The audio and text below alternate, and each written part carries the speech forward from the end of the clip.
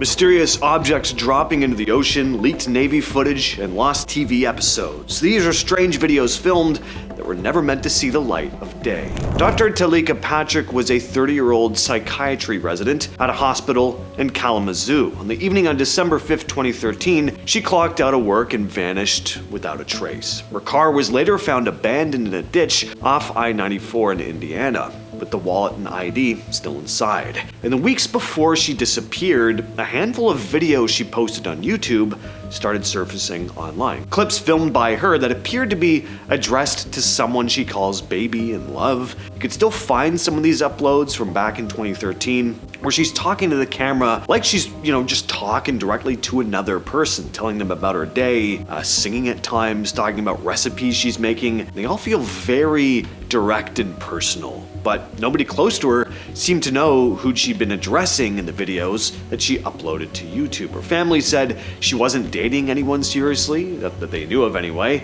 and the people police questioned didn't provide any clear answers either. And then there's real hotel surveillance footage from the night she disappeared. Security cameras show her at a Radisson hotel in Kalamazoo trying to check in, and then leaving and getting into a shuttle bus, all without ever booking a room. The shuttle driver later described her as agitated, almost like she thought someone was following her. And then in April 2014, a fisherman spotted something floating in Lake Charles in northern Indiana. When authorities pulled the body from the water and ran an autopsy, they confirmed it was Teleka Patrick. As for what happened between that hotel lobby and the lake and who the videos were for, nobody knows. Back in April 2011, a Royal Canadian Mounted Police cruiser was patrolling the quiet streets of Selkirk, Manitoba, when the officer's dashcam caught something strange. There was this bright yellowish orange light moving across the night sky. It wasn't a plane or a satellite. The officer had no idea what it was. The footage stayed under wraps for years until it was leaked and picked up by Vice, and people online immediately noticed that the light isn't static. Zips back and forth and then hovers. It's not moving in a straight line like you'd see with a plane. UFOologist Chris Rutowski looked into it and even talked to the officer. Radar didn't detect anything unusual at the time, so the sighting remains unexplained. In 1989, a low-budget VHS movie called UFO Abduction was made by filmmaker Dean Aliotto. It was shot like a home video of a family being terrorized by aliens on Thanksgiving night. The original master tape was destroyed in a warehouse fire, but bootleg copies of the VHS started circulating at UFO conventions with no credits attached. And it was so convincing that people really thought it was real. By the mid-90s, clips were airing on TV specials as authentic, recovered footage. Viewers were convinced they were watching actual evidence. For years, people argued over whether it was real leaked footage or not. The original creator eventually came forward, but by then, it had already built a life of its own as the alien home video that wasn't supposed to get out. It's still floating around online. In October 2003, Timothy Treadwell and Amy Huguenard were killed by a grizzly bear in Katmai National Park in Alaska. Treadwell had spent 13 summers living among bears, filming them up close for his documentaries. When the attack happened, the record button ended up being hit, and the resulting audio is 6 minutes of a struggle that is widely considered the most harrowing piece of lost media in existence. It's never been released to the public. Anything you do hear on the internet is a recreation, but the few who have heard it say you can hear Treadwell realize he's being attacked, shouting for Amy to run before screams and the sounds of the bear taking over the campsite fill the recording. The only people known to have heard it are the park rangers who recovered the camera, the coroner, and the director, Werner Herzog, during the filming of the documentary Grizzly Man. In a famous scene from that film, Herzog listens to the tape through headphones while Treadwell's former partner, Jewel Palovac, watches his reaction. Herzog can barely keep the headphones on and just tells her, never listen to this and destroy it immediately. Jewel didn't destroy the tape, but she did keep it locked in a bank vault for years. In 2006, Steve Irwin was filming a segment for a project called Ocean's Deadliest at Bat Reef, Australia, when he encountered this large short-tailed stingray. Usually stingrays swim away, but this one felt cornered, and it ended up striking Irwin hundreds of times in a matter of seconds. The entire thing was captured on video by Irwin's cameraman, Justin Lyons. Lyons later described the footage in an interview, explaining that he continued filming as the ray pierced Irwin's chest, and as they tried to perform CPR on the boat. Following the investigation by the Queensland police, the footage was handed over to Irwin's widow, Terry. She's always made it very clear that the footage will never see the light of day, and yeah, it's not something I ever want to see. To prevent a leak, Terry Irwin reportedly ordered every copy of the footage to be destroyed, except for the original evidence tape held by the police, which was also eventually destroyed at the family's request. Jerry Lewis's unreleased 1972 film The Day the Clown Cried is often talked about as the holy grail of lost media. Lewis played a character named Helmut Durk, a washed-up German circus clown arrested by the Gestapo for mocking Adolf. While in a death camp, he's forced to entertain everyone as they're being led to the chambers. Yikes.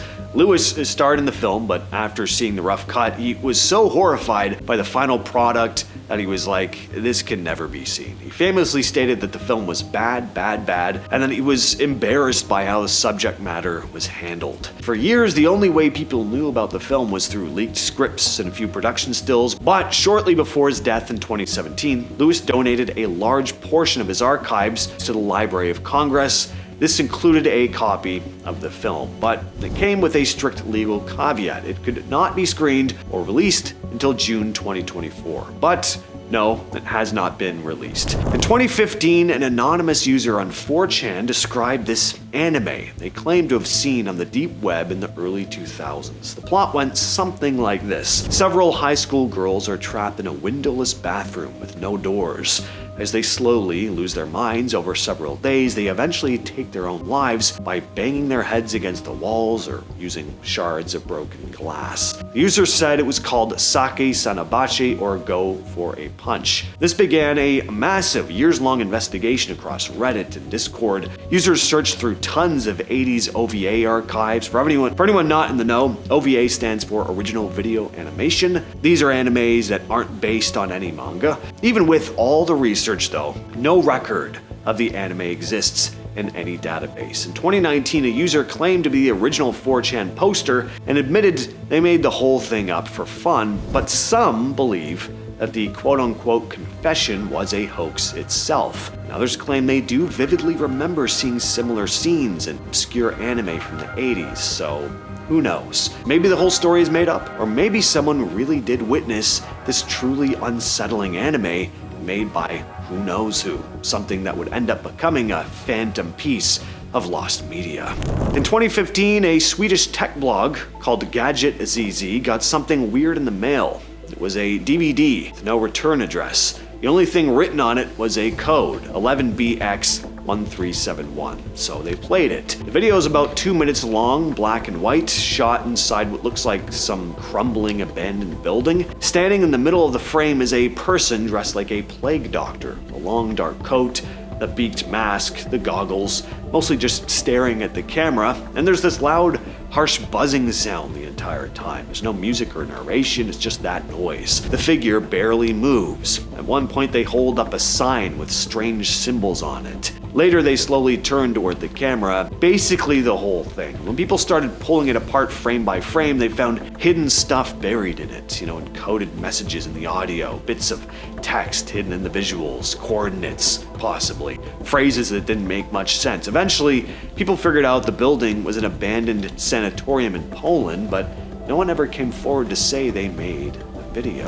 Up next, we have leaked military footage. In July 2019, sailors on the USS Omaha were off the coast of San Diego running night operations when something showed up on their radar and infrared systems. It wasn't blinking like an aircraft. It wasn't moving in a straight line. It was this solid, dark, spherical object hovering above the water. The ship's thermal camera locked onto it. You can hear the crew in the background talking through it. They're trying to figure out just what the hell they're looking at. At one point, someone says it's booking it, then the object just drops. It goes straight down and hits the ocean, and that's it. The object disappears beneath the surface. A submarine was reportedly sent to check the area afterward. Nothing was recovered, though. The video wasn't officially released at first. It leaked. The Pentagon later confirmed it was real Navy footage and that it had been part of their unidentified aerial phenomenon investigations. And lastly, let's talk about an episode of a very popular TV show in the 2000s that you've never seen, because it never aired. Why? Because it would have given step-by-step instructions on how to make homemade explosives. They shot footage, but it never made it to TV. Adam Savage has talked about it at fan panels. The team once experimented with an explosive so simple, so easy to make, but so powerful, the producers immediately realized airing it on TV would be reckless. Yes, this was an episode of MythBusters. Explosive didn't even need special ingredients or a lab. All you needed were normal materials that could theoretically be found in your kitchen or garage. The moment they tested it, everyone involved knew this was not something you could put in front of millions of viewers. So what did they do? They destroyed every single piece of footage, and the segment was permanently shelved. I really do hope they destroyed it with the explosives they made. That would be perfect. Anyway, with all that said, I've been your host, James, and I will catch you, yes, you specifically, in the next video.